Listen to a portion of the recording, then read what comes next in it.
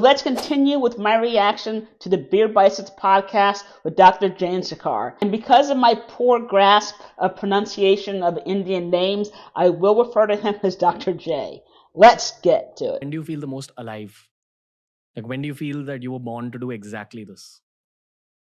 That's a feeling which kind of grew on me over a period of time. Part of it was, I actually studied international relations, which is not that usual for people in diplomats. Did he mean unusual? Because I would expect a diplomat to study foreign relations. I'm only the second foreign minister who's actually been a diplomat. Natwar Singh was the only other guy who'd been in that.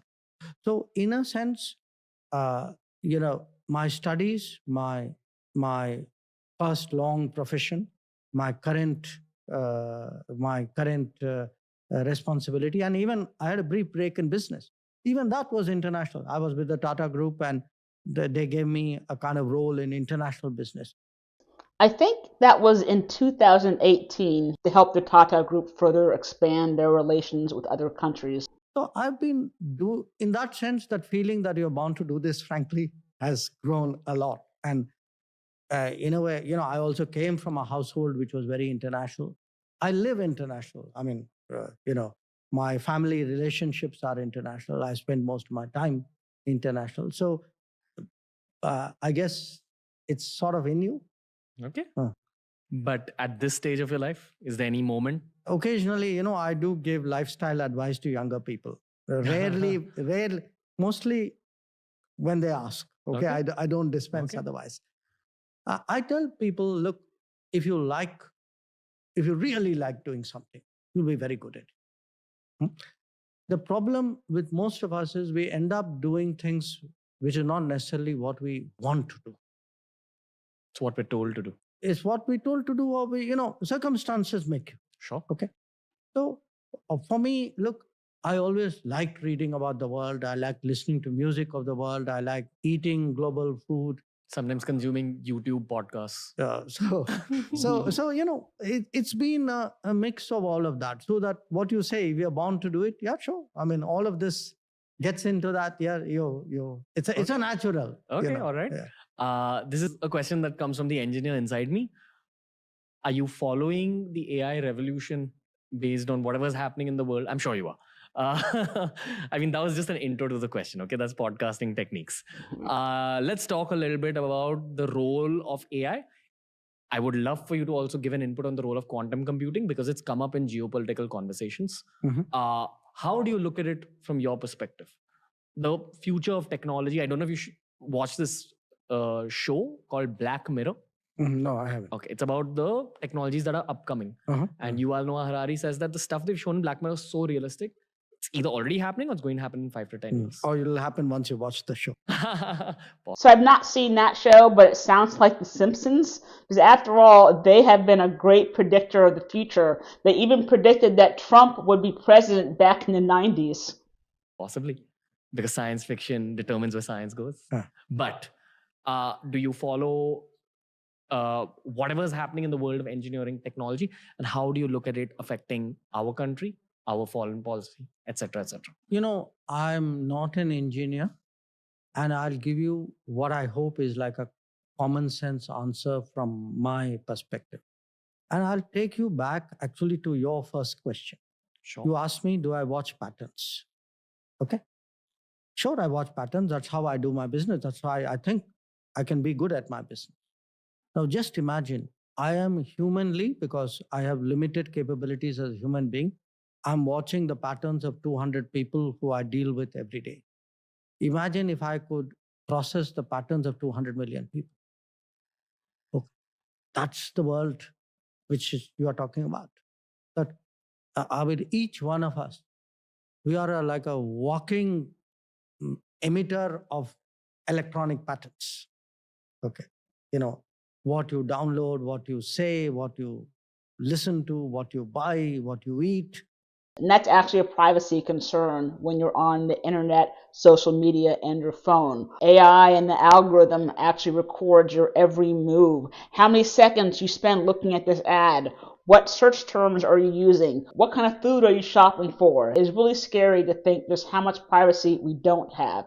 You're creating, I mean, earlier on, there would have been a pattern, but you couldn't see it.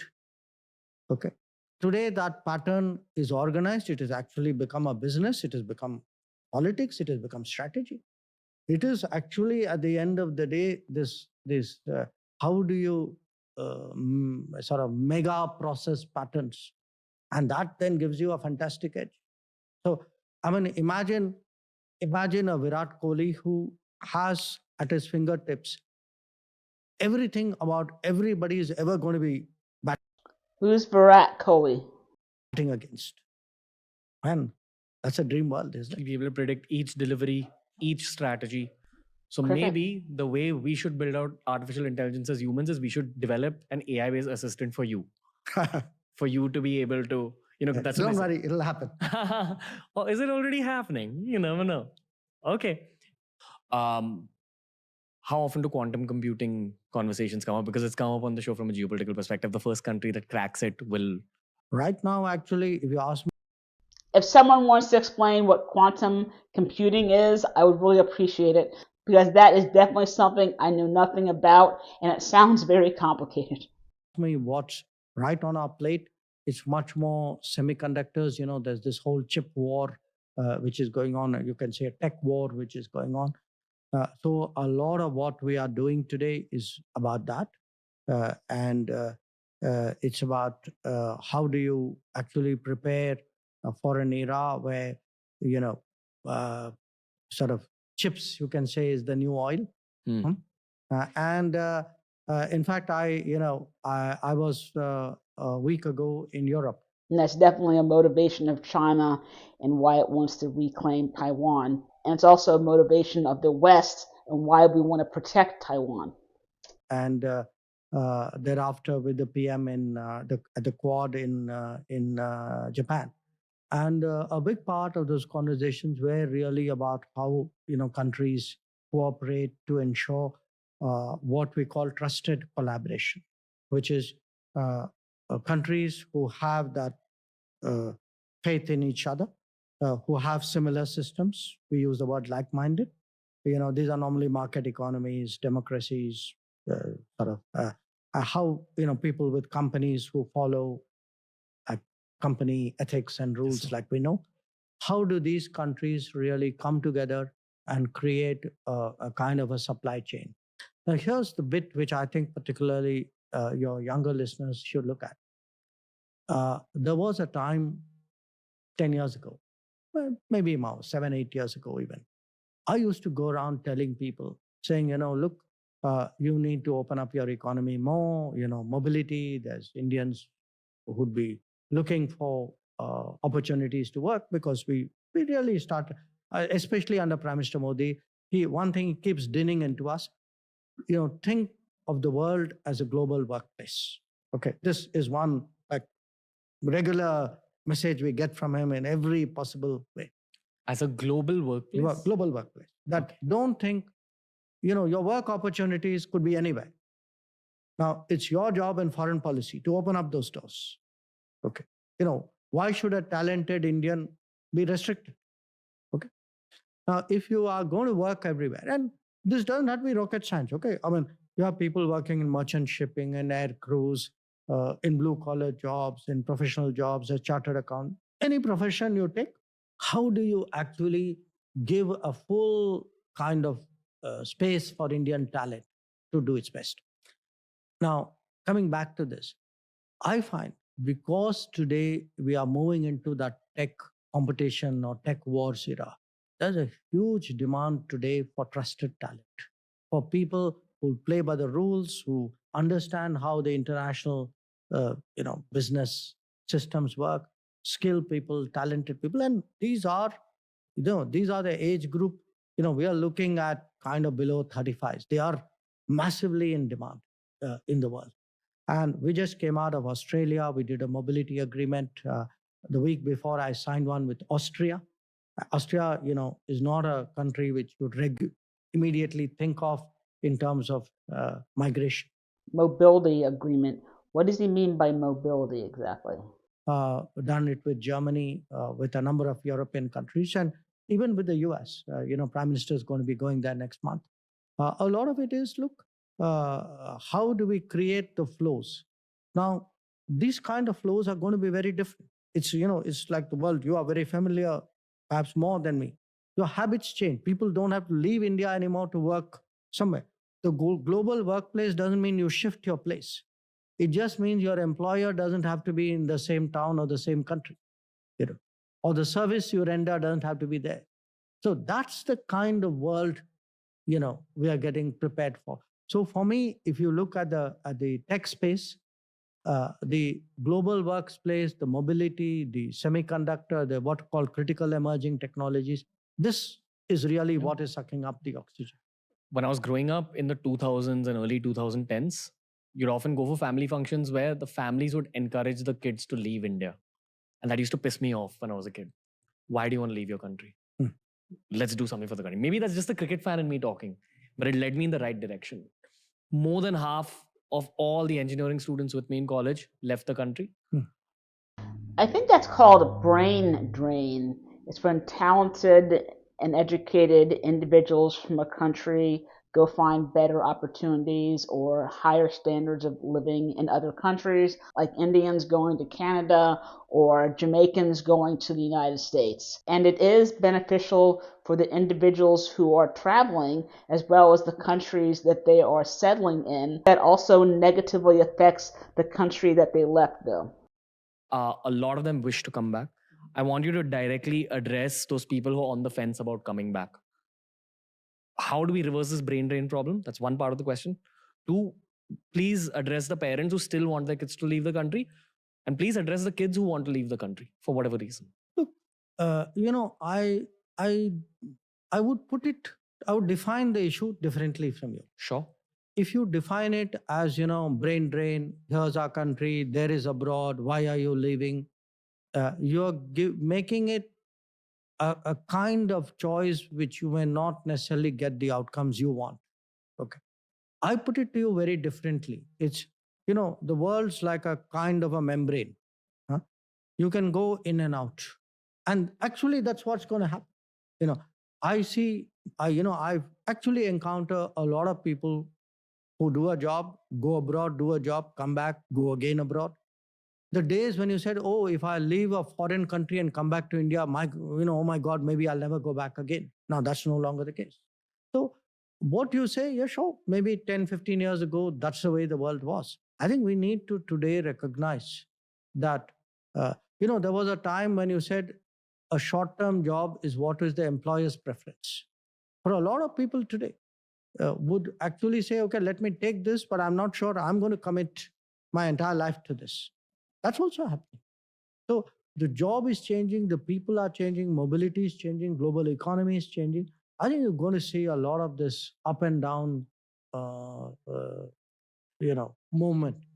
And people will also realize in many industries that actually you may get an opportunity in India, which may be better than an opportunity abroad. Yeah.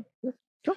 We have too many Indian Steve Wozniaks sitting in America right now who've studied, gained experiences of working in tech there. Who? We have a lot of Steve Jobses in India who are looking for Wozniaks to come back here and build the kind of companies that we're seeing built out in Silicon Valley. So, do you have anything to say about that? Is that correct thinking? Look, I've been to Silicon Valley a few times. I see changes even in Silicon Valley. Silicon Valley today is much more interested in the valleys of India. That's also happening. A lot of big companies such as Amazon and Google are trying to move some operations to India, actually. It's not like escape to Silicon Valley and guys, now I found Nirvana. Anymore. Sure. I think you're seeing a lot of people, okay, out there coming back. After all, look, even for people out there, when they now see, you take the example of Apple, okay? Why it's been an important event is it's had a very strong resonance at different levels. It's had a resonance in manufacturing. it's a kind of validation of an improved business atmosphere. Hmm. It's also, by the way, a testament to the quality of people they find. Now, frankly, this wouldn't have happened 10 years ago. Mm. So it's a very good example. Look, I can always tell anybody, everything is much better 10 years. Now you'll say, okay, show me the proof. To me, that's a proof. When you actually have uh, good global companies, and the other interesting thing is when you have Indian companies, the big ones, who are actually now saying, maybe I'm going to invest a bit more in India. I don't need to necessarily hedge by going out. So that too is a factor. So things are happening. Okay. Why are you doing this podcast?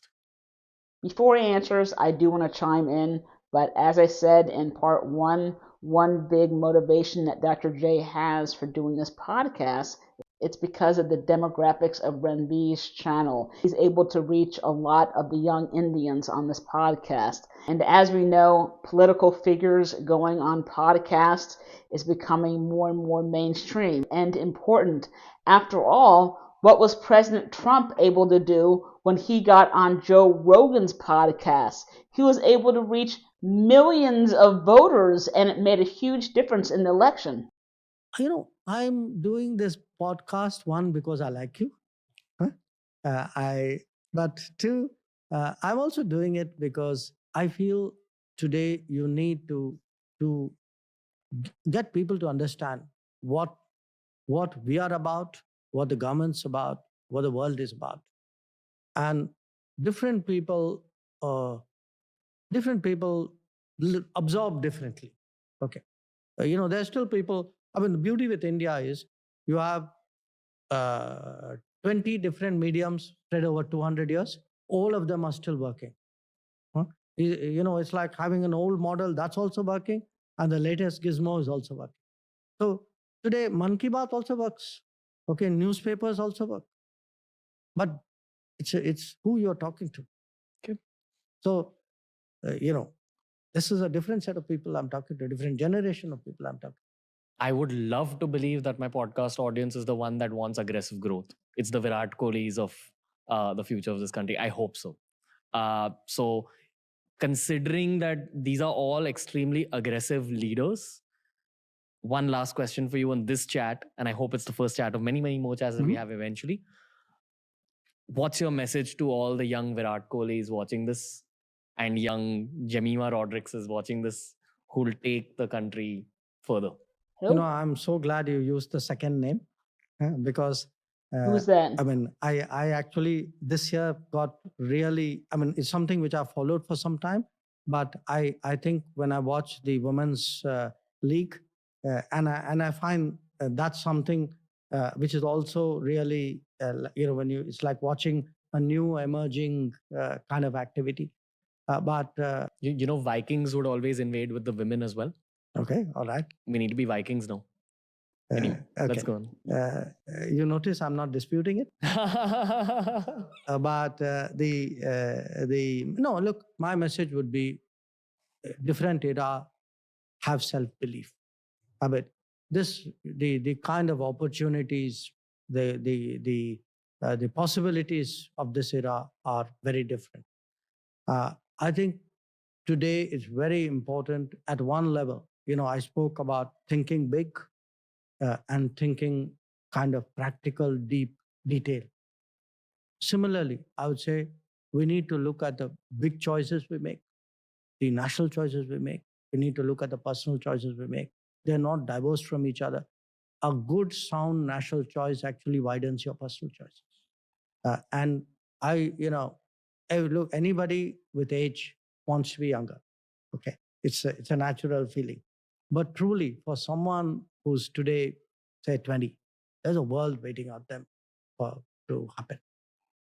And I think it's the obligation of people like us to sort of open that up as much, to prepare it as much, to create that kind of favorable ground.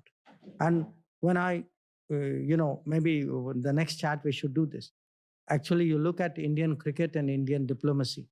I think there's a lot that they could learn from each other. That could be a subject in itself. Wow. Okay. So many more tangential questions just related to that thought. One last question. There's also a lot of YouTubers, and I would like to say extremely early thought leaders. Maybe we are, because we do influence a large mass of people.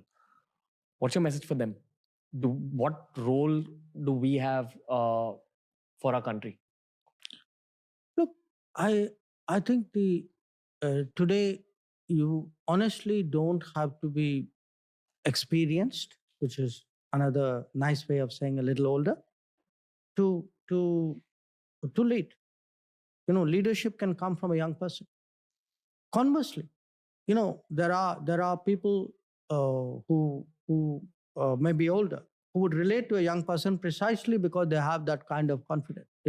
I was very struck. I was reading something which PV Sindhu had written, and one of the points she made was, how is it that Narendra Modi is today a youth icon? Why is he a youth icon? It's a very interesting question. It's worth thinking about. So I think that's a good note to end this session. So I too look forward to another one at some stage. I've given you an idea today, but always open to your thoughts. Dr. Jaishankar, honor of my life. That's all I will say. Thank you for everything you're doing. The whole I is India conversation. We all know that secretly. The youth is obsessed with geopolitics nowadays. Thank you, sir. Means a lot. Look, it would help the channel out if you hit the like button, but more importantly, also go to Ranveer's channel and give his video a like as well. Thank you. Looking forward to talking to you again. If I may be able to do so, I would like to fist bump you and say thank you, sir. Thank you. Learning from you every day.